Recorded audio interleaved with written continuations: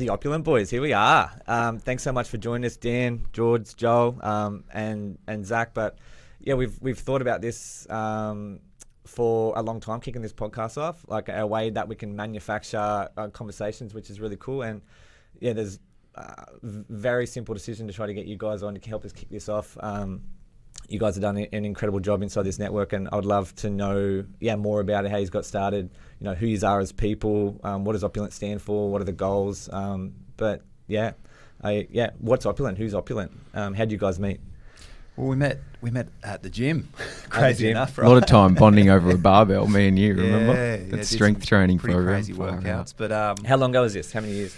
9 years. Yeah, 9 and a bit, something like that. Yeah. Yep. But it was pretty quick when we dove into it. We'd only known each other for somewhere between 12 to 18 months, really, by the time things kicked off. And discovered F45, seen it popping up everywhere, and went and got a taste for it. And I can tell you more about that story in a sec. But it was Jordon and I. Let's get into it now. Yeah. Let's do it. We went and trained at an F45 studio. It was Brooklyn back then. They did like a combat sort of session where it was, half combat stuff, half cardio sort of workout. But Jordon was holding the bag, and it was my turn to kick it, and he didn't last long. I landed a couple of kicks, and he threw the bag down, stormed off. With the shit? Yeah. When you kick in a bag, though, you're obviously meant to kick the bag and kind of pull your kick, and it's a, power workout, not kick through the bag. And I was trying to weigh chop the tree down. Yeah. He's trying to 50 kilos leg less chopper. than the big guy. Hopefully this is not on video, so that looks small.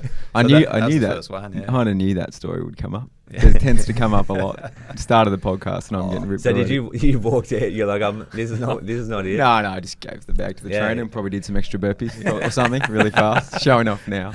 Yeah. I think why we liked it though, like we were into our weights and sort of playing sport. Dan and I particularly had a pretty sport-heavy background in sort of rugby union, rugby league and AFL, and we were in the gym doing weights, running on the outside and training for sport. And I'm a physio by trade, so F45 is like a mix of the three together, right? So you had this sort of box that was there, and all the exercises were very different than you would ever do. We would just go to the gym, we'd do bench press, chin-ups, the same thing sort of Monday, Wednesday, Friday, and occasionally do something left field if we planned it, whereas this you went in, you're challenging your body in sort of different ways in that team environment. So it was like you could play footy and you weren't going to get injured. Yeah. Like I kept getting injured playing footy. So, and post that kind of space where you can't get that team feeling in a F45 session with that kind of adrenaline rush you still get at the end of, Monday, this week's workout, buzzing, 30 other people going through it with you, the same thing at once. That's why we loved it. Less concussions at F45 than there is at Well, kind of. Except when you kicked me with the bag.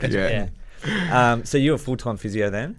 I just finished studying when I took a job with the gym, and Joel was running it, and Dan was running the PT stuff, and I think there were 2 F45s at that time, and the third one kind of popped up, and we sort of saw this thing online and thought, oh, that looks pretty cool, let's test it out.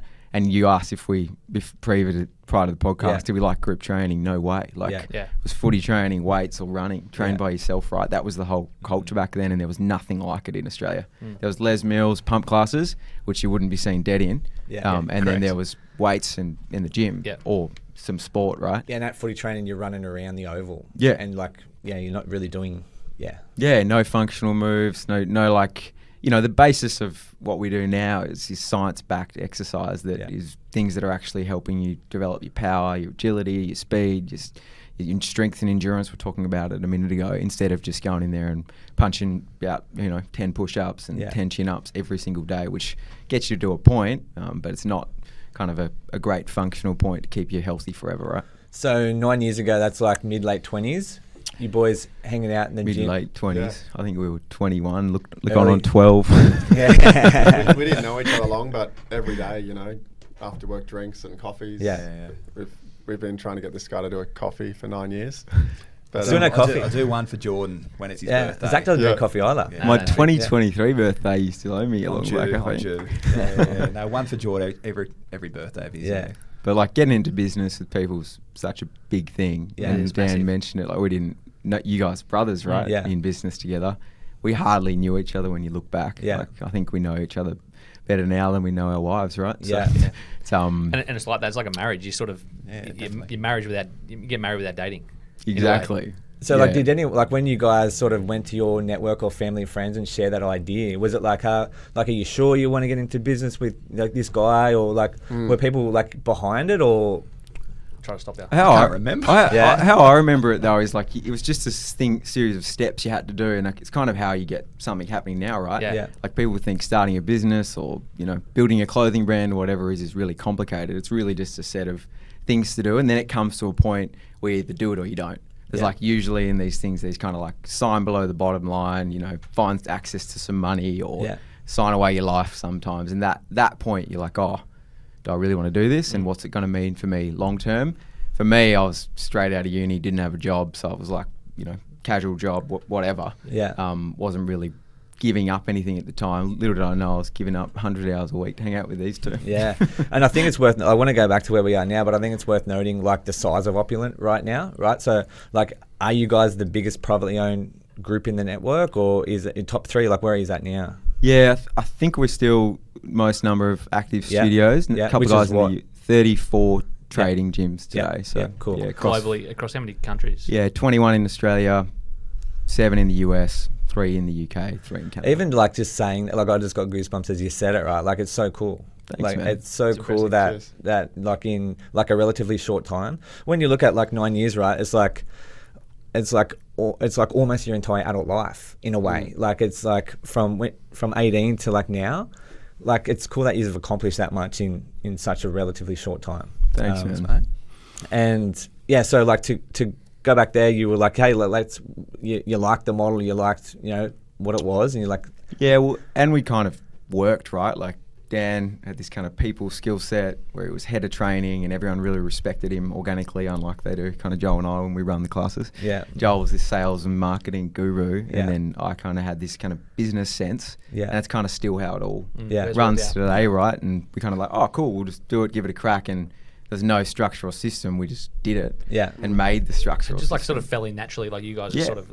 We never had to sit landed down where and break down the tasks. roles It and- just is what it was, what it Yeah. is. It's And still it's- similar to that now. It's the same as Courtney and I with Virtual Spot. Like we haven't ever had to sit down and go, who's going to do what? We just sort of landed where it landed. and I think too, like you gravitate to what you're good at a lot of the times. Yeah. So it's like if you're good at sales and marketing, like typically you more often than not you enjoy that, right? Yeah. You like Yeah, people. yeah. It's like well, let's hang out in these lanes. When you're doing what you're enjoying, then you do it well, right? Yeah. And you want to do it more. And that was kind of the story, right? We got this gym. It was really hard to start with, though. Like, How we did you didn't fund it? open- So which was the first one? Funding stories fun. Circular key. So Circular Key was the first one. So who wants to tell that funding story around where that money come from? I'll go. I think we all got to that point where we had to sign below the bottom line and take that leap. And it was like, how can we get access to some money? And I think I had no way to get access to the money at the time. Like my mum didn't have any to lend me, my family. What do I do? And my kind of story was we opened our first studio in Circular Quay, Sydney, near the Opera House, Yep. which was pretty awesome, from a guy from Tassie and Hobart. How exciting. And around the corner there was an ANZ bank branch. So I walked into the ANZ bank branch and said, hey, I need a personal loan to buy. Can you remember how much? I think about 50 grand at the Yeah, time. yeah, Like we were yeah. splitting a few of the costs and Yeah. funding a couple of things from memory. And obviously we were building most of it ourselves and all those kind of things. So trying to reduce costs, which we still do now when we do things as much as possible. And on the banker's desk, I said, I need a personal loan. There was a little pamphlet that said, discount of 1.5% off personal loan rates if you're buying a boat. So all of a sudden, I was buying a boat. Googled this boat and said, I'm here to own a personal loan. I'm going to Buy a buy Quintex. I'm the guy with a Quintex. I knew nothing about boats, anyone who knows me, and I still don't have a boat. So, but managed to get the loan and the discount for my boat. Never joined up the banker from ANZ around the corner. I thought I'd leave that one. I love that story. That's amazing. My bank Yeah. had a little special on granny flats, so I was building a granny flat. That's hilarious. No special for me. No special for Mate, you there? my interest rate was 0. It was a Mumsy credit union. So That one. good. Beautiful. Yeah. So good. Thanks, Mumsy. Yeah, yeah. It's the best kind. Yeah. Yeah, good analogy though. I think all throughout our journey, it hasn't been easy. And you spoke of some of the highlights of having a bunch of gyms now and an awesome team, and 200 odd employees across the world, which we're trying to unite. But there's always a roadblock, and you got to try and find a solution for it, and kind of you know, if you're running a straight line all the time between the lines, you don't always get the outcome that you want, right? So when you like that, you got the money, it's all good, we're going to start it. Like, did you guys like one by one drop off from that other gym and start working in this new business, or was that a little side project? It was all pretty close together. It was a couple of weeks gap in About a month. between. Yeah, something like that. Yeah, and I would imagine they would have got wind of it, and you know, They weren't stoked. Yeah. Which only sort of motivates you more, right? Like, it's like, hey, we've got to make this work. You look at it now and like, just thinking of a staff member that's left us recently to like a competitor in a nearby suburb, but was the right thing for her, you know, and it probably does hurt your top and bottom line for X amount of time, but you got to build a workforce and a business that's sustainable for the long term, and that doesn't mean keeping the same person forever in the same role, because people evolve and times change, and you should build a business that enables people to grow and be out and do what they want to achieve throughout their life. And if that's owning your own gym or it's starting whatever, you know, talk to your staff about that and build a culture that supports it. We worked in a culture that didn't support that, so I think that's something that we really tried to take into our journey and support for our guys. Any of them listening though, no one's ever allowed to leave. But I know, I think it's about, you know, figuring out what you want out of something, and if you can be open and honest about it, both parties always get the most out of the situation from an employee and an employer scenario.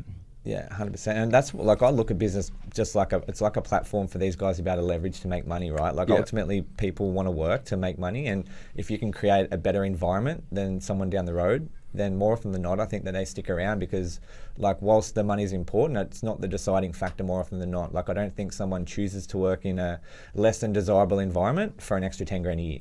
Exactly, yeah. And, you know, you want to create something that allows them to get what they need out of it. And if that's to support them buying a house, or, you know, to have more time with their kids, or if it's to go and save money and then do their own thing or travel or whatever it is. And yeah, it's, you know, more dynamic workforce than ever. No one stays in the same career for their whole especially in the fitness industry, right? Like, and through COVID, right? Yeah.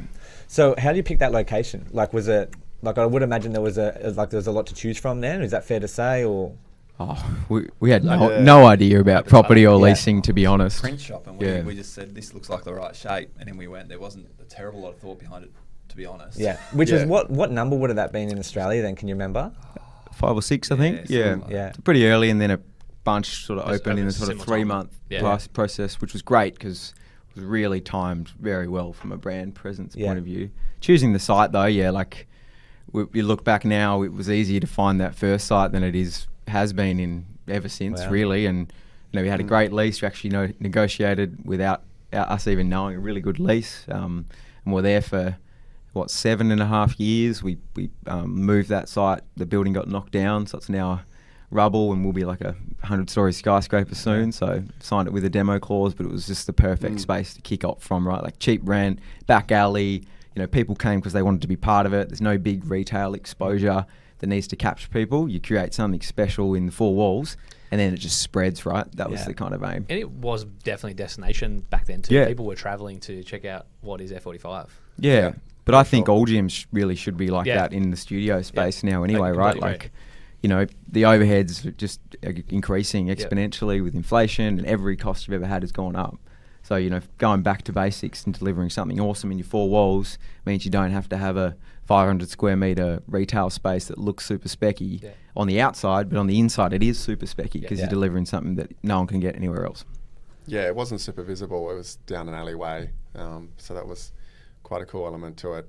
But another risk thrown in there, like Jordon alluded to, is it had a 1.5 year demo clause. So that was another thing that was, you know, quite ballsy, but then, you know, 7 years down the track, it's still sitting there. So definitely some luck there, because you're sometimes looking at a 200 square metre space for 1 million a year, and then if you can find the right pocket in the CBD, it's you know, a fraction of that. So kicked off to a good start and got our hands dirty and jack of all trades pretty quickly, weren't we? Definitely. And you were coaching primarily, Dan? Yeah, that's how it started. Yeah. And then it sort of grew from there. But we're all on the floor, to be honest. We're all all ready to coaching. go. Yeah. It was more like One three of pot us each. on the floor, 1 pot each, and then 10 minutes in, Joel would sneak into the office, and then 20 minutes in, I'd sneak into the office, and Dan would be left running the class by himself. That's the honest Yeah, story. that's what I meant. Lucky I didn't sneak anywhere. No one take my class. I think the members preferred that, though, to be Yeah. honest, Yeah. if you ask any of them. Some of them still come today, right? I like us Still on the got- phone. Like, at what stage was it? Like, did you guys sort of go, hey, like, let's sort of roll these out, or this? We kind of feel like we got this one working. Do you want to open another one? Or how did that start? I think it took us nearly 8 or 9 months to get to like that break-even point, Yeah. which obviously wasn't ideal because we were hoping to be there one Yeah. or two. And getting someone to say yes when you're asking them to pay this exorbitant amount of money, it seemed at the time, $679.95 we charged back then. It's similar to what we charge now, 8 years, 9 years Great, later. yeah. We found really, really hard, and I think there was a kind of a turning point for us where our confidence in what we were delivering was then worth that, Yeah. and it kind of all just went bang. And as soon as that happened, we kind of saw this exponential growth, busy classes, more people in there, and that kind of F45 feeling you get when you rock in now and there's 35 other people. And we sort of thought, why, this is pretty cool, can we do it again? Yeah. And studio number 2, 11 months after the first opened above break-even day one. So cool. Wow. Yeah, with all those things we'd learnt over the 9-month period, right? Yeah, we're in the infancy of the brand as well. So a lot of like the product was amazing, and that's what drew people in and kept people there. But a lot of the other business kind of skill set, we hadn't quite developed, but we had to learn how to do it. So doing things, what we shouldn't have done to learn, What you should do. what we should do, we developed, and then along the way they also developed in that way. So there was a few kind of challenges there, TVs upside down and things like that. But it all ironed out in the end. The pricing was a funny one. I remember George sending me a bit of a projection and this cash flow, and to have a look at how many members we need to break even and all the rest of it, and running costs. And I looked at it and I'm like, man, I've just done the maths. That it doesn't work. He's like, what are you talking about? I said, at this price, $70 is the average membership price, blah blah. And he's like, no, it does. Like, look, add that up, add this. I'm like, it doesn't, man. I just went through it. And he goes, I said, it's $70 a month, right? He's like, no, it's 70 a week. I'm like, oh. Yeah. Now we're talking. Okay, now it adds up. But I'm like, we're not going to be able to charge that. There's Yeah. no way. What are you Yeah. talking about? $70 a week? That's Yeah. unheard of.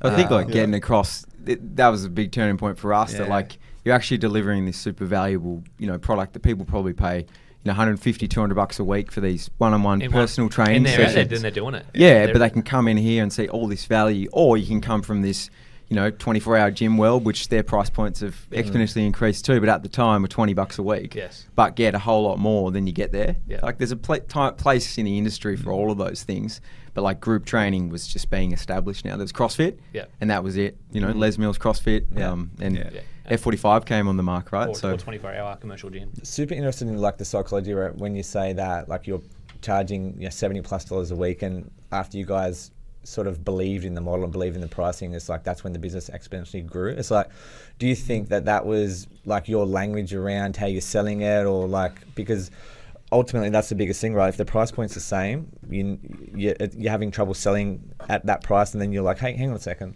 like I really do believe in this, and then things grow. Like, do you think it is a value perception to the consumer? Yeah, it starts in the four walls though. Like you got to be delivering something that is worth Special. it, Agree. and then you've got to believe it's worth it. Like Yeah. whether you're me or the person on the phone selling it, and then that affects the way that you talk about it, right? And the Yeah. confidence and But then consumers. seeing other people see that it's worth it as well then Yeah. backs up you again. So The results kind of convinced us. Yeah. And then, I guess when you're buying anything, you're buying the person who's Yeah. selling it as well. And that's what they're buying into, especially in a people business. So I think, we were sold pretty quick, seeing how much our members loved it, who we could manage to get in the door.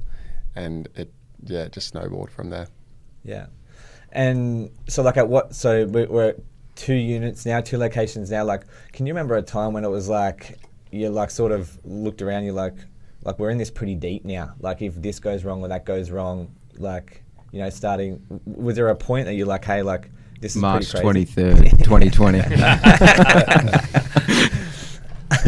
And D-Day. yeah, and like, was there people like from a mentorship when you say Joel, you're sort of figuring it out and like you're learning on the run? Was there mentors or people close to you that were helping or advising, or it was just like, hey, we tried this, it didn't work, let's try this other thing? It felt pretty lonely, I think, because it was so new and shiny in that space that we were the forerunners.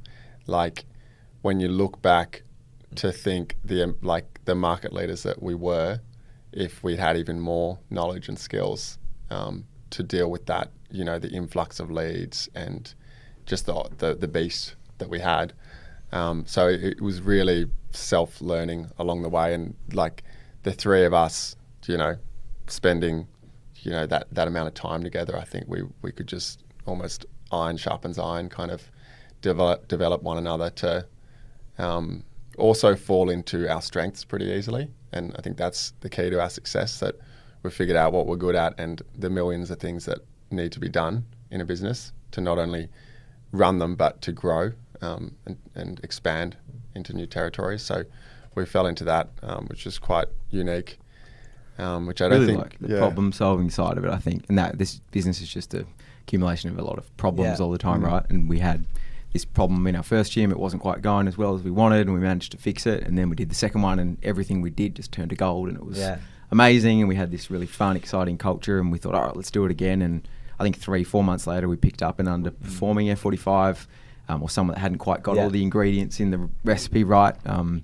then we went and input our ingredients. We ended up relocating that site 2 times to actually make it work. So try, test, go again, doesn't quite work enough, and then till you get that feeling that you get in something that's actually working, because everyone knows what that good culture success feeling is when they're there, but you don't quite know how to create it. But it is just a series of things, right? So, and that feeling as well, it's like when you have that problem and you solve it, it's like it's unexplainable how amazing it is. Like it could be a staffing problem, or it could be a location problem.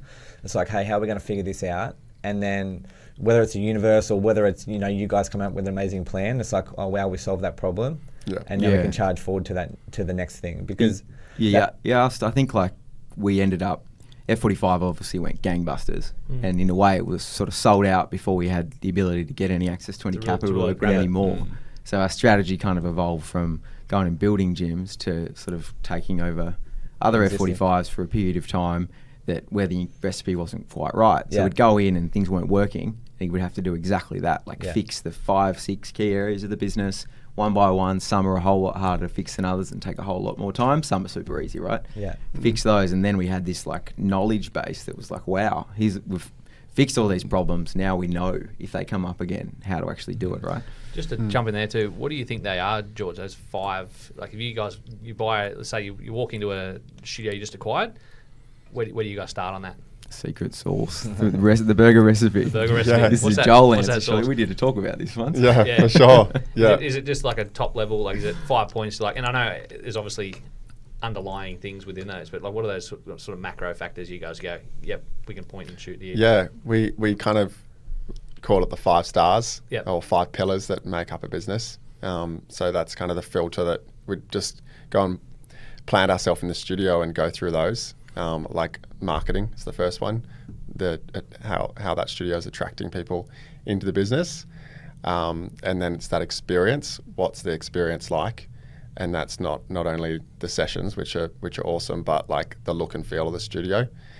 So we would go in sometimes and just add a water bubbler, and then 50 members would come back. That's a little bit. We've been asking for this. And then other one is retention, obviously, how you can keep people, and then the culture. And have I missed one? There's 4.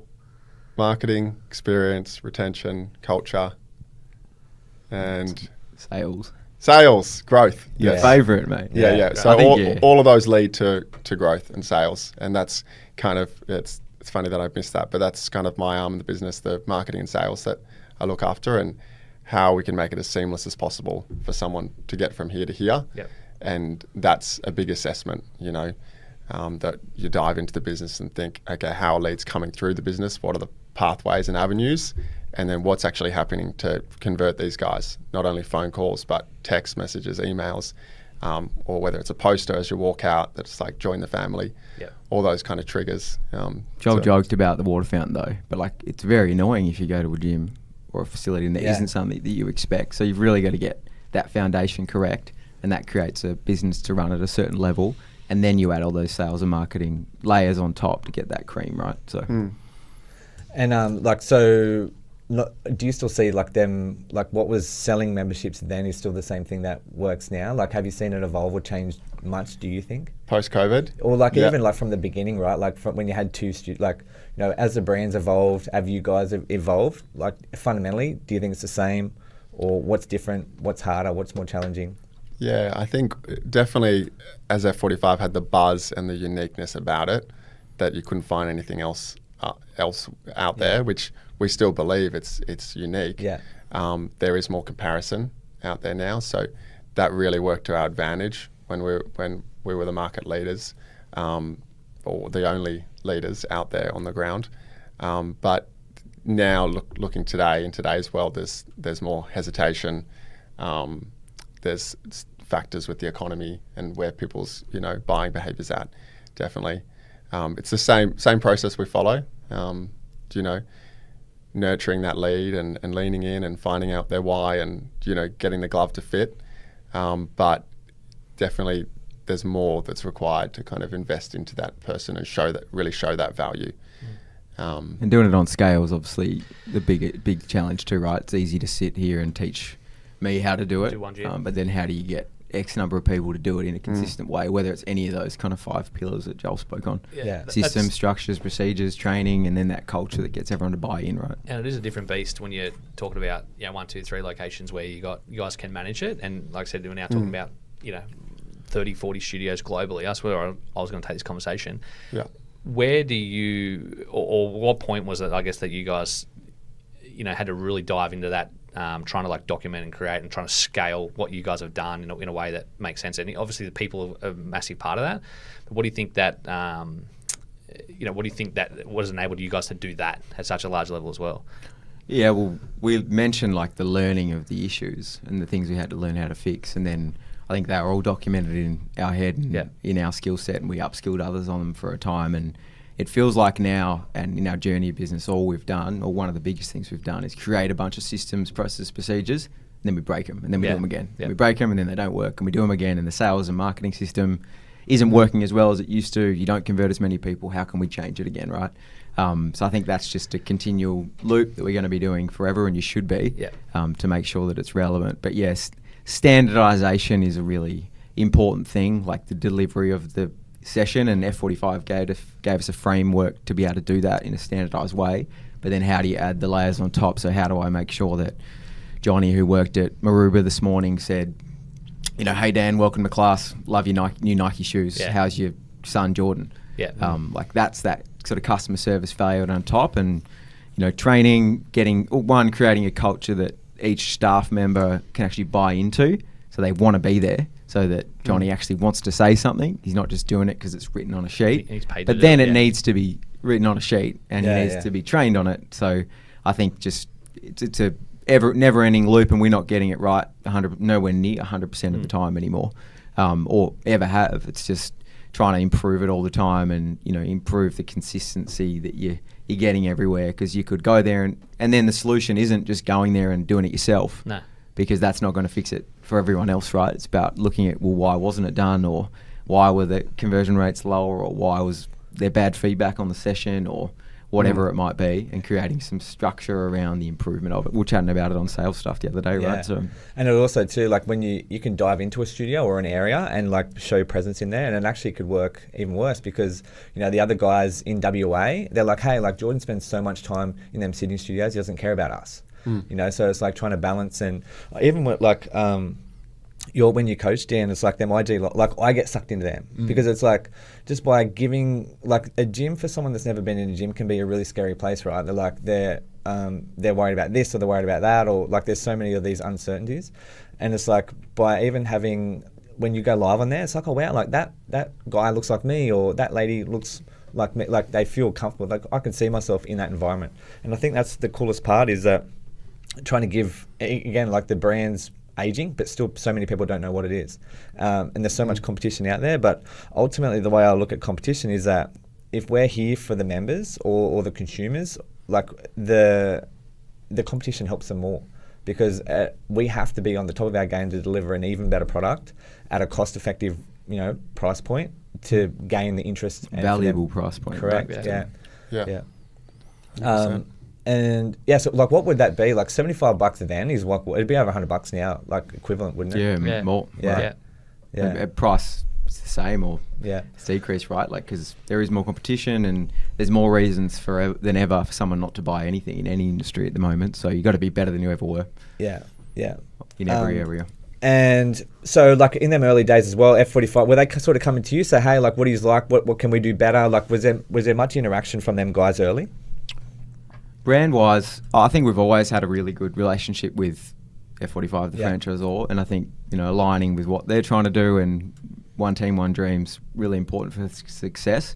In group mentalities, you always get that divide sometimes, and nothing's ever going to be perfect. And Joel sort of mentioned earlier that we started out and you weren't given a list of sales and marketing structures to follow, blah blah blah. You obviously are now, right? You signed up to be a new F45 franchisee, and there's training and all those great things that have been developed in collaboration with franchisees over the last 8, 9, 10 years. And I think changing leadership. We were just chatting prior to the podcast from an HQ point of view, and a talk we listened to this morning, really aligning with that key value is where it is and where it needs to head, right, to be successful long term. But yeah, it's great to have the support of the franchisor we always have, and it's great to support them too, and just try and unite everyone as a brand, right? Because we've got 500 and odd franchisees in Australia, and then 1,700 around the world that can spread the F45 message and wear the hats and logos around the streets, right? That's better for me in my individual business and my location. So when you guys obviously had a stable or a stabilised base in Oz, when was that decision, or was it an active decision to sort of spread overseas, was it come from the fact that Oz is basically sold out, and it was wait for studios to be under pressure and buy them, or go to the sort of greener pastures? And again, North America was always where it was going, if you look at the brand. But what was that decision to go, okay, cool, let's go overseas? And so what gave you confidence to do it? And then did you also use the same techniques you did in Australia to replicate that again? Or did you have another crack at it slightly I'll differently take over there? decision question. I think when the first lockdown happened, we sat down and the night. So how many studios do you have then? 24. Yeah. And we sat down and said, there's two ways to kind of. Can you remember them phone calls to each other? There's a terrible video of me that I sent to all the staff that I swear never is allowed to surface again, looking very defeated and down, right? But I think we made the decision at that point that we were going to tackle it head on. Yeah. So we weren't going to close. We were going to operate in whatever way we were allowed to do, and that's what we've continued to do since that first point, and all the ups and downs over the last 3 and a bit years. And sort of a month or so into the lockdown, we sort of went to HQ and said, how can we turn this into a positive, and let's do a deal for some franchises overseas, and came up with a number of 45 at the time. Don't know where we got that from. 45, and structured a deal where we take on a development rights in 3 countries across the world, thinking that the lockdown was going to end in a month, and we'd be able to fly around the world and find great people and locations that probably weren't there before pre the lockdowns, and open a gym or 2 or 3 or 4 and do what we'd done in Australia and try and do it again. Little did we know we had to build a gym in London, Canada and the US without ever attending the site, by finding really great people in each location and using some of the processes, systems and procedures we had to sort of develop that along the way, and harnessing their skill set and contact lens. So we actually built 3 overseas sites. Incredible. And I think sight unseen. I flew in for the opening of Madison, New Jersey. It was the first time we went there, and you rocked in, and it was this awesome culture. I remember 2 nights before, had some stupid ski erg workout with the guys and absolutely flogged them. It was such an awesome time period. But yeah, lots up and down since then. Like, the systems are not the same though. Like, one of you boys jump in, but like people are different everywhere, in every location in Australia, but also overseas too. Their motivations and getting that culture to buy in's different everywhere, but having a framework to lean on's a really, really good starting point, right? Yeah. And I think it's worth touching on like the different demos, because like you said, it's like we talk differently in Sydney than what the guys do in Melbourne or Western Australia. So when you take it to a whole different country, they have a whole lot of separate values, and where we might value one thing or like where your team values one thing, they don't really value that. They value something different. So I'd imagine it'd be pretty tricky for you guys at a HQ level to try to pivot and keep your 200 plus staff, engaged and active and happy, and try to grow the business on your behalf, right? Having a key person in each site that lives and breathes that community and knows those consumers is by far the biggest crucial. thing. We wouldn't and couldn't have done it without the people we got in those areas. So that's a fact. And trusting them and empowering them to make decisions for themselves. That feeling when you when you opened Madison, was it a similar one to the Circular Quay? Was it like... Yeah, it was awesome. I remember it like I had never seen snow land on the ground before except going skiing. Yeah. And it was snowing out the front. And I was just out there doing snow angels. He's doing snow angels. Yeah. It was a great video of it. So. Yeah. Leaning into the Aussie accent. That's a good little head start when you go to the US. Yeah. And so how many in the US right now? 7. And we're still rolling them out there, or sit tight for a bit, or what's the thoughts and feelings? Yeah, pump the brakes a little bit. Just get everything set up like we need it to be, and then reassess when it's the right time to go again. Yeah. Timing's everything. We timed business, the world from 2015 when we first started to that sort of COVID point was all happy days, butterflies and rainbows, right? So everything you did seemed to work. If it didn't, you could fix it really quickly. You had the ability to raise money, access capital, do all those things, and that the whole world's changed. And looking back on that, like, did that give, like, that's almost like a false sense of security, right? You're like, wow, like we figured it out, boys. Like we have the systems, we know how to make money, we know how to open studios. And then when it comes unstuck a little bit, you sort of lose a bit of confidence, or you're like, hey, like maybe we don't. And I think too, like that's an opportunity, because I think that's what happens with some of the ones that you're picking up, right? Like they go through that alone. Like you said before, business is a lonely and scary place. You have what you think is the right recipe. You put your energy, time, and money into it, and it falls over. If you can pick them up at the negative of someone else, it's it's good for you guys to continue to grow and scale them. And I think there is an opportunity right now in Australia to do it, but I think it's going to happen in the US as well. So it's hard. It's hard though.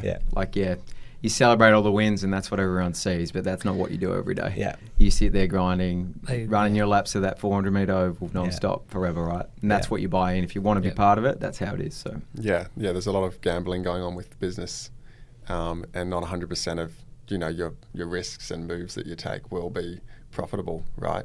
But it adds to your learning. Like there's certain locations, that probably no concepts will do amazingly well because of the demographic or various reasons, or even some areas are positioned better, like commercial real estate wise, and whether they're very kind of locational, where people go to there for various reasons. So we look at our kind of top 5, and they've all got a lot of things going for them, and it's trying to find those 5 stars are great, but also like the foot traffic and the site and kind of the demographic more so in that location. So you can run lucky. I can't remember who said it, but we speak about it a fair bit as a US-based podcast, and it typically in around fitness businesses. And the guy said, when you're doing site selection, you can pay for the site once, or you can pay for it every day. And it's just sort of, as you said that, I hear it, and I'm like, that's so true. Yeah. You only learn by getting it wrong a few times, though, right? Yeah, 100%. And you're still going to get it wrong even if once. Of course. Yeah. Because areas change too, right? They do. Like a site that was good now might not be good in 5 to 10 years. I think the city is a pretty good example of that. Yeah, definitely. Spots in Melbourne kind of changed drastically post-COVID as well. Let's chat about that for a bit. So you've had to shut a couple of studios, that's because of that demo changing, right? the new world is not the same as it Yeah. was, and people don't have the same routine and habits. So that means, consumers' habits change. Then the way that affects your business, whether it be a coffee shop, a clothing store, or a gym, Yeah.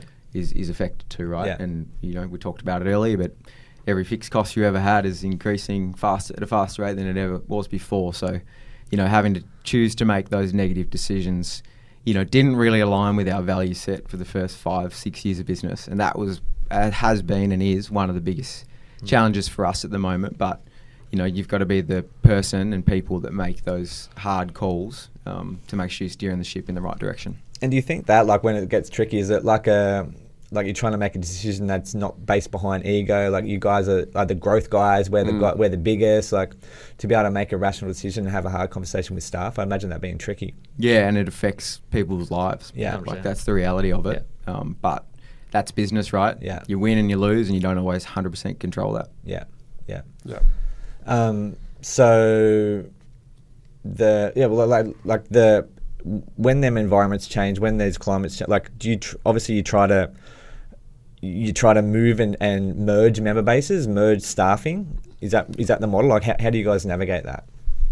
Yeah, we've consolidated nearby sites in Sydney CBD, for an example. That meant 2 gyms 700 metres apart are now one, and try and find the best way possible to keep everyone employed and doing what they love best. Isn't always a possibility though, right? And doesn't always work out.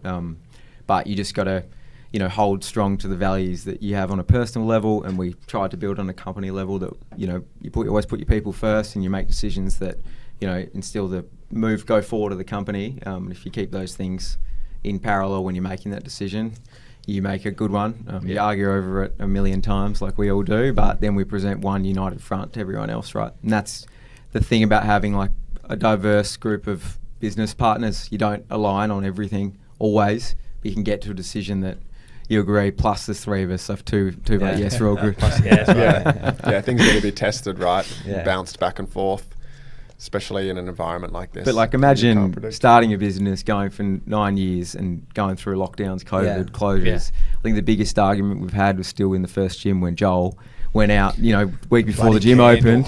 Yeah, the candle story, and Let's hear the candle we had story. we had no money at all, right? Obviously, the boat loan kind of that's ran right, up on no boat. And Joel went out and to buy some little things to make the gym nice, because customer experience and sales and marketing is important. And he rocked back in with a bag of stuff that air freshener, blah blah, and a Peter Alexander candle, which at the time was probably $80. Yeah. And I was like, mate, you can buy those from $5 from the supermarket. We have Yeah. no money. What are you doing? But I think, Next minute, we were surrounded by girls who'd been drawn in somehow by the this candle. scent. I think a fire hazard, right? Oh, mate, it's looking back on it, that was a good decision, because the rubber we had initially in that circular key gym stunk so bad. Really? Yeah, Joel terrible. even Got a bad at our batch. Yeah. conference last year surprised the whole workforce with OG branded vanilla scented candles. So Candles. I've still got mine on my kitchen bench. It's an icon of the company. Yeah. So like, from an education point now, like, you guys read books, listen to podcasts, you sit down and meet each other. Do you have mentors now? Like, how do you evolve personally?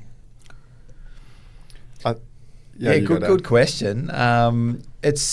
We're obviously so in the day to day, and we are evolving on the run, and from each other, and from board meetings and talking to investors we have and things like that. So there's a lot learned on the fly. The odd podcast here and there, I don't do a heap of it. Jordon might be a bit more into the podcast sort of learning, but daily, no matter what, hands on the ground, I still think is where you learn the most, and that's where it continues to happen for me. I've always struggled to read books. I think I was telling you, and I have this app called Blinkist.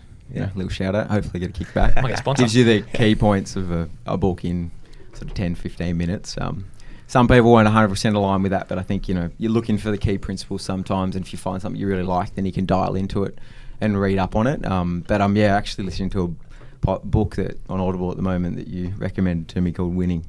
I'm only about sort of half an hour into it, but it's great. And I did a Simon Sinek one called The Infinite Game, which is awesome. It kind of talks about, I think when you get into something and you come from like a sporting background, you kind of see it as a competition, and I'm very competitive and the boys are too, and you're trying to win all the time. I still really love that winning mentality, but you've really got to find a way to win forever, right? Yeah. And through those ups and downs, and it's like a constant fight with you in your head and then with everyone else in the whole world to get to that point. But yeah, I think organically when we first started, we surrounded ourselves with people that were smarter than us. So we had a great accountant, great lawyer, you know, and a commercial team that could advise us on things that we didn't know. So we didn't have any idea about a lease, but we were able to, you know, sign an awesome lease when you look back in our first site. Still the case today, trying to learn, lean into others, and Dan mentioned some of the people that have supported us along the way and sit on our board, and investors that, you know, you can call and ask anything and everything you want to help you make some of those hard decisions you want. But yeah, it's a lonely place. You're still running on your own, and it all just falls back on the three of us when it all comes to it. So yeah, absorb it all and then make the decision that you think is right. Because what you're doing, if you do what everyone else is doing, it's probably not going to be the right thing either, right? Got to do things that others won't do. And the thing we were talking about on the way up here today, right? It's like that is the trap. Like especially when you come from team sporting environments, like this team, our team is trying to beat that your team, and it's like but business is very individualized. It's like I think if you're trying to beat others, then if all the others around you are subpar, then you're only just better than like an average group. I think the real guys that win are the ones that can hold themselves accountable, like self-accountability forever and ever, and try to improve on themselves, right? So playing a game with no rules, no goals, no endpoint. Yeah, and it's hard, right? It's exhausting because it's like there is no markers. Like if this team beats that team, we win. But it's like to try to progress personally over time when no one knows what the score is, it's super tricky. As long as we're not talking about the AFL Grand Final last year in the Sydney Swans, I'm happy. So I think like that self-accountability is something that I've been conscious of lately, is like that self-accountability, because again, like I've for the longest time tried to beat the other person, but if you're in a slow heat, it doesn't matter, man. Yeah, because you find yourself in that top heat. And what do you do if you win? In the slow heat? In anything. In business, right? Yeah. Like you're there, and then you've got a bunch of things. Then what are you trying to do, right? Yeah. So, like, you got to have something that, like, a reason behind why you're doing what you're doing that can drive you infinitely, right? Yeah. Yeah, for sure. I think people can fall in the basket of getting very textbook about it. But you're right. Like, there's a saying, comparison steals your joy. Yeah. And I think it's really about being the best version of yourself. But for me, it's like there's a lot of noise in the world as well. And for me, it's very like seasonal. So sometimes, especially because life, business, family is so busy, it's finding some time where it's just quiet as well, whether you're out in nature. So you can kind of come back to who you are in that creative space. And you know, you might be going for a surf and not even intentionally thinking about business, but just something drops into your head. So I think it's creating room for those moments where you just can play or just be for a moment with no kind of responsibilities is really important. It's huge. I couldn't agree more. It's just about being... What again? I shout out to a guy I know, Dill. He used to teach me. I don't know where he got it from, but he said like music is the space between the notes. It's like that gap. It's that gap between doing two things when something can happen. I think that's it's really powerful. Yeah, because there's no expectation for an end point, right? Correct. Yeah. You get caught up in the moment. That's kind of the goal of playing or doing a dance. You know, you want to find that state of play. You got to have your thing that allows you to do that too. And it's like I like books, I like podcasts, but I fell into a trap of listening to too much. Because again, like I was missing out on, I was processing so much other external content that there was no time for me to process my content. And then when you can sit with your own thoughts and feelings, and then all these weird things you think is something like some random idea that you would never have stumbled across. Yeah. It's even similar to like you're waiting for a coffee at a cafe, right? Like typically everyone will just grab their phone out, or you can just see that other guy and say hello and just manufacture a conversation that would not have existed if you both were in your phone. And like I think some of them, like even for us, like we've interacted with people that, you know, on purpose that have created amazing conversations, you know, and led us down a whole different world. So I think that like whilst it's good to educate and learn, sitting with your own thoughts and feelings, creating conversations is huge. For sure. Yeah. Finding a balance, right? Yeah, 100%. So you guys don't live close, you live close, you work together out of your office. How's that work? What's the structure? We're pretty remote now. I think we were prior to the pandemic, we were a remote business across 24 locations around Australia, right? And we didn't realise it. You know, we used some video tool that we didn't know how to use properly, and then, you know, COVID happened and we had to learn how to live stream workouts and blah, blah, blah. But I think we've really lent into that. We do have a head office in Sydney City that we're in a few times a week, but trying to be out on site as much as possible at the moment, because that's where things actually change, right? There's no point sitting behind a desk just typing away on a spreadsheet if your gym isn't working. What can you do to actually fix it and improve it and get out there and actually learn what's going on? Has meant a lot of travel over the last few years for all of us. A little bit less this year, and kind of dialing in and leaning into what needs to be done here, because it's a pretty tough world at the moment. So just trying to get all those things. But yeah, our team are kind of based everywhere. I live pretty close to the city, so it's probably easiest for me to get everywhere. Although I'm always last, like today. But like I've even obviously I'm conscious of, I'll follow you guys on socials, follow OG on socials, so I'm conscious of it. But you can feel the effort that you guys are putting in to the team. Even by you, Dan, doing classes at 5 o'clock in the morning, I think it's really cool to see, you know, the owners or the founders roll their sleeves up and grab a shovel and have a dig. And I'm sure, have you noticeably seen? Yeah, well, that's why we started, right? Yeah. And that's what we enjoyed doing at the start. And it was just sort of getting back to those roots a little bit. And, you know, seeing people, the most rewarding thing for me, seeing our staff members, people who work with us, you know, just progress and become better in running their studios, run awesome sessions, enjoy coming to team events with us. That's the rewarding thing for me. Yeah. I was going to say, the other thing too is you build a brand within a brand. You know, like the OG Group is its own sort of entity within a broader thing. And that was obviously a conscious decision, and it's and then you're sort of going to double down on that as you grow. Because and I don't know what the Sydney market's like, but do you think, you know, trainers or, you know, managers, they want to come work for the OG Group over another sort of? Well, that was the plan. That's the idea. Do you feel like that's working? Because again, just touch on with the growth. You know, you mentioned, George, with growth comes the opportunity for staff members to grow as well, which, you know, if the business stops growing, then you got people within the ranks that want to still see growth and they can't see it.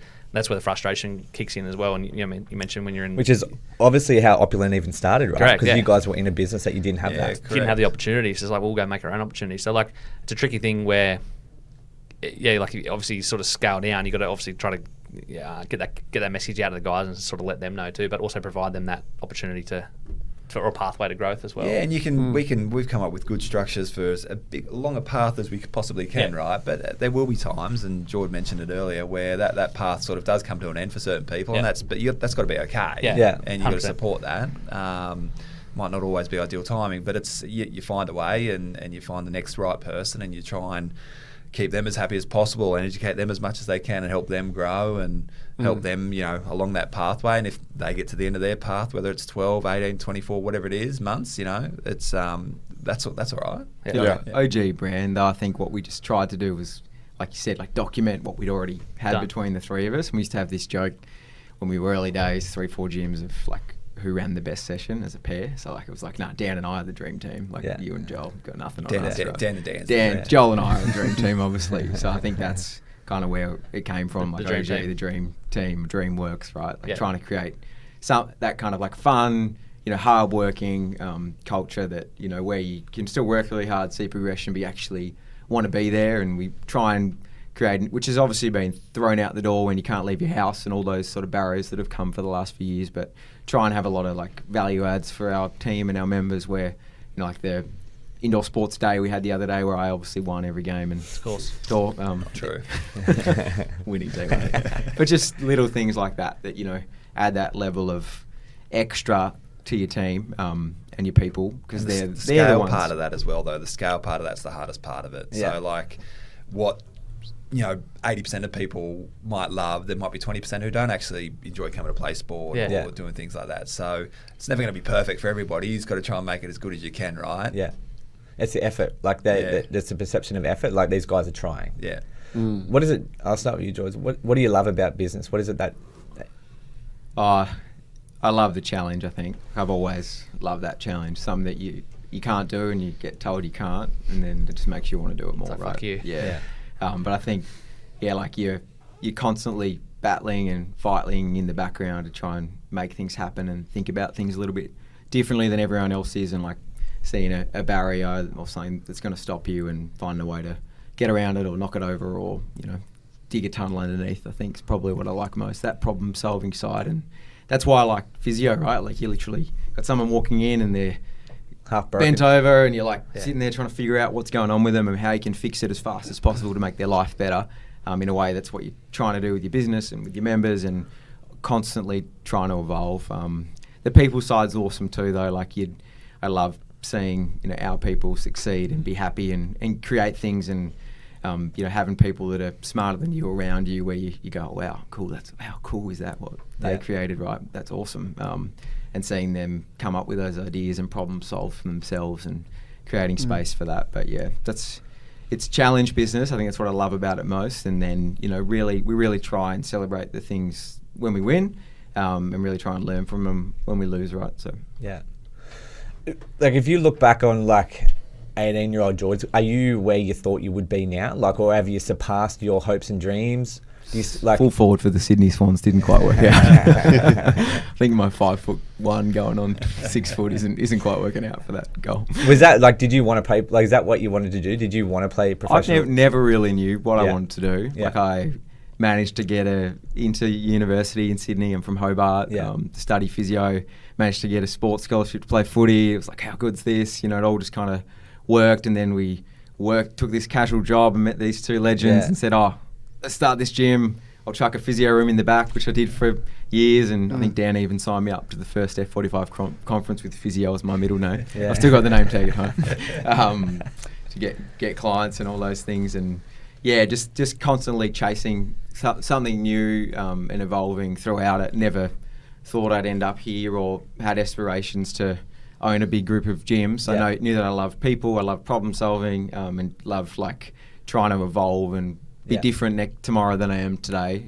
So still chasing that, and I think, and you know, doing things a little bit differently. Definitely don't want to be in the exact same spot I am now tomorrow or in 10 years' time, right? I think, and that's probably alludes to like why we've created the culture we have for our staff and how we developed throughout the journey for our first 5-6 years. It's obviously been a lot different for the last few years, and that's been a massive learning point, right, for us from a business point of view. But you know, take the good times with the bad and learn from them and truck on. So what about you boys? Like young families now. Like obviously, like things have changed personally for you.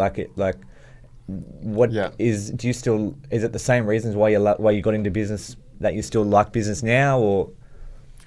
Yeah, I think when you're similar to Jordon, like I think we all have that phase where you're not sure what you want to do and you just fall into a job. Like I was in retail and knew I was great at people, and then fell into the gym industry, but had this burning desire, especially after having a kid, and that responsibility landing on my lap of like, you know, how can I rework this, you know, this time that I put towards business and making a living to actually leverage, you know, so that I can spend more time with my kids, and that's kind of the why behind it, and not to just be, you know, on all the time and have that ability to, like I was talking about, you know, have that space. Yeah.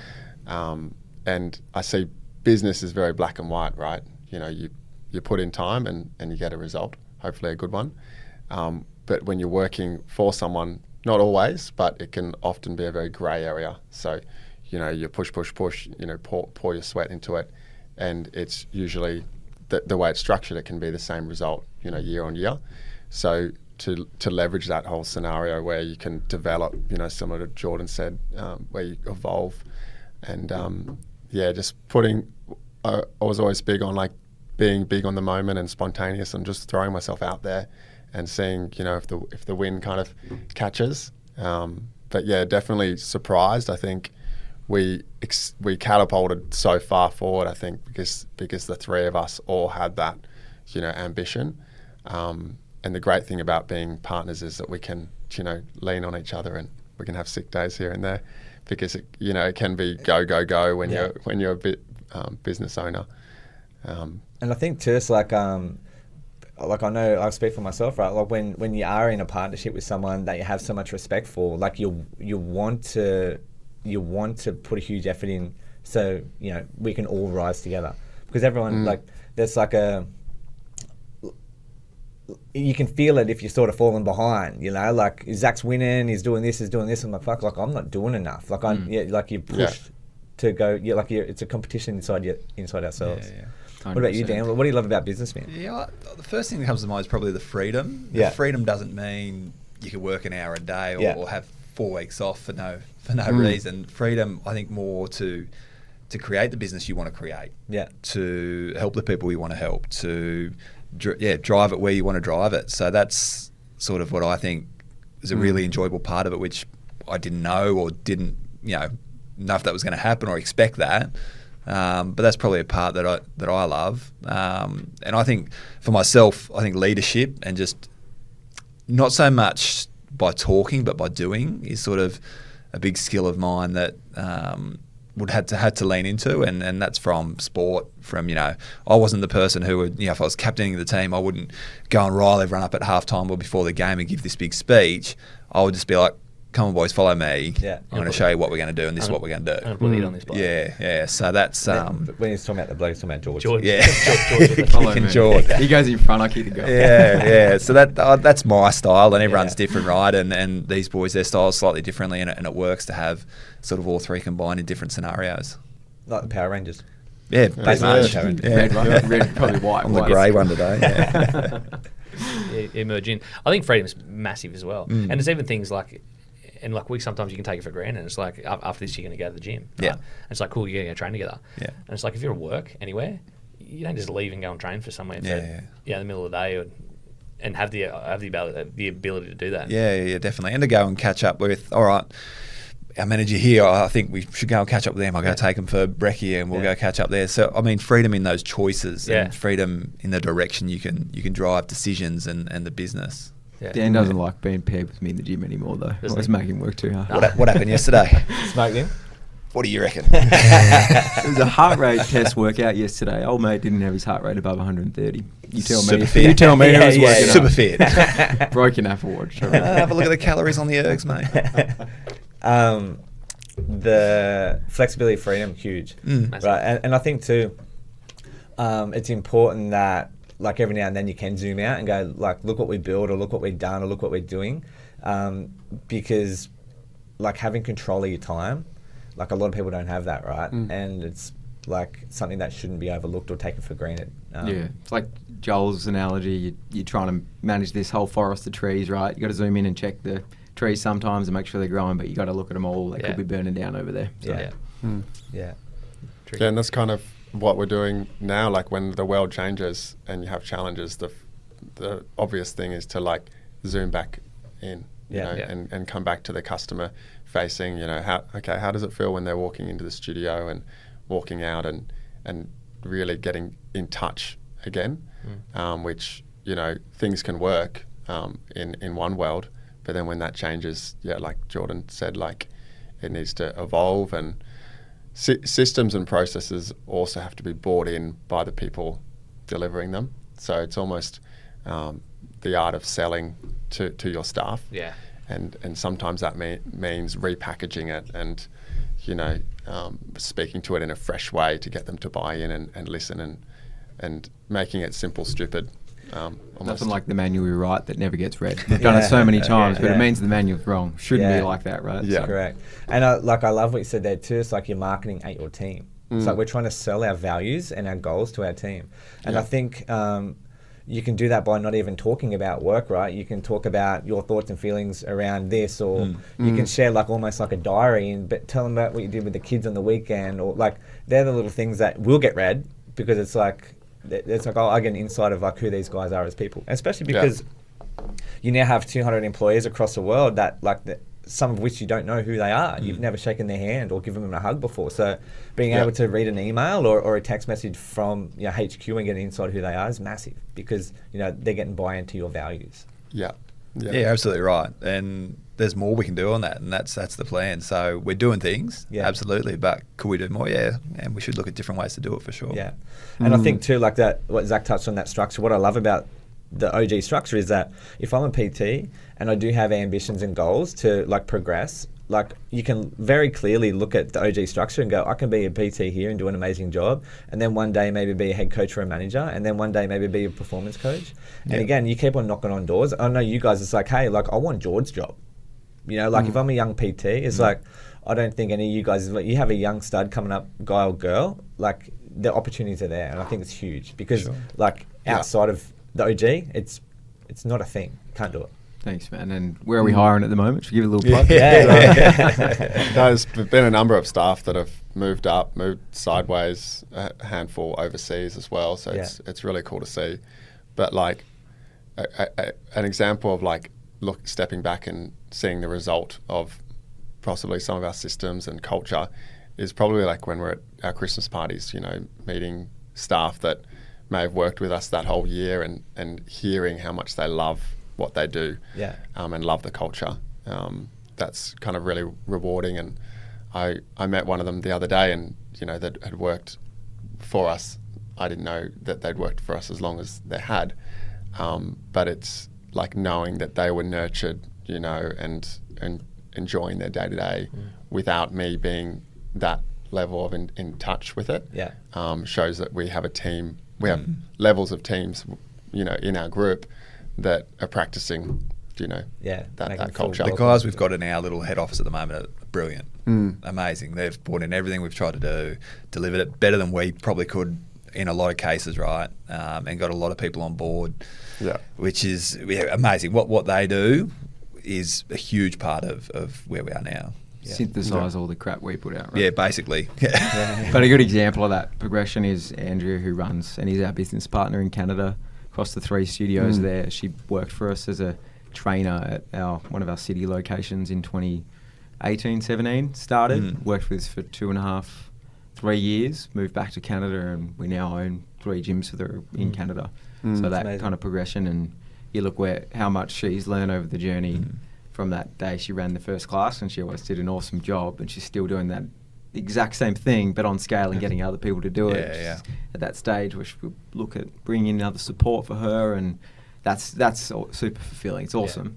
Really, really awesome. Need to get over to Canada actually. Yeah, true. With thick coat.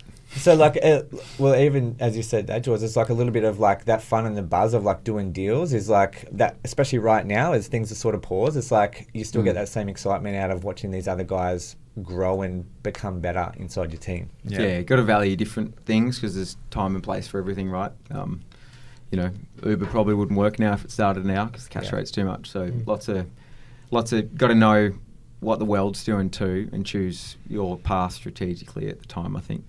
Yeah. What's the big plan? Like, where do you guys see yourselves sort of land or lie? We've never really put an end point on it.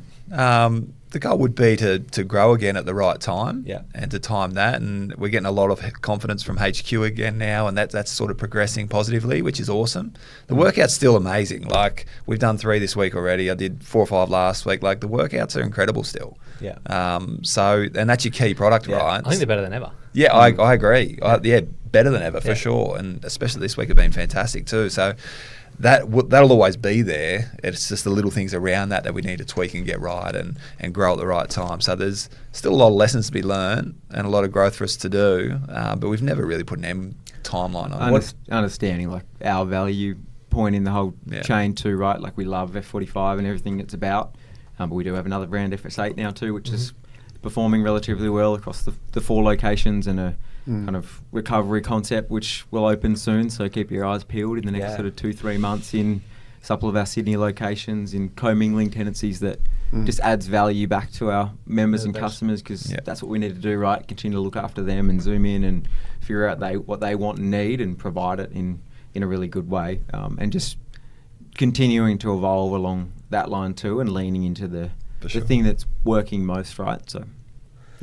what is it, Dan, like you mentioned, like the HQ is like, what is it that sort of gives you the confidence now, or something? What is it that you're really enjoying or excited about? Yeah, it's tech, right? I think our big difference is the tech point of view is probably the first thing that comes to mind. We had some good catch-ups with the HQ guys, and that was fantastic, and got all the franchisees pumped up, ready for a big sort of 6-12 months. But our point of difference, I still think, is our tech side of things. So what's coming on the, the screens and the app that's coming, and the way the workouts are run, and the variations that we're going to have, and the flexibility on that as well. There's a lot of really cool things coming, and they're not just coming; they are actually coming. It's happening, and they're things that probably got put on pause, where their focus shifted a little bit to more sort of growth rather than the franchisee and the product. But now the big shift back towards that is only going to be beneficial for us and the entire network. Science-backed workouts. For anyone listening who tried F45 in 2015 to 2017, come try it again. Yeah. We've evolved. It's completely different. It's awesome. Yeah, super cool. Awesome, boys. It's been an absolute pleasure.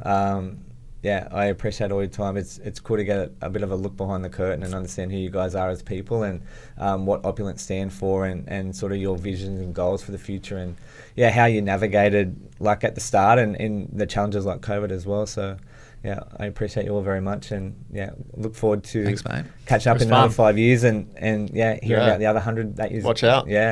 Watch this space. Thanks for having us, guys. Awesome. Thanks so much. Legend. Thanks, guys. Thanks, boys.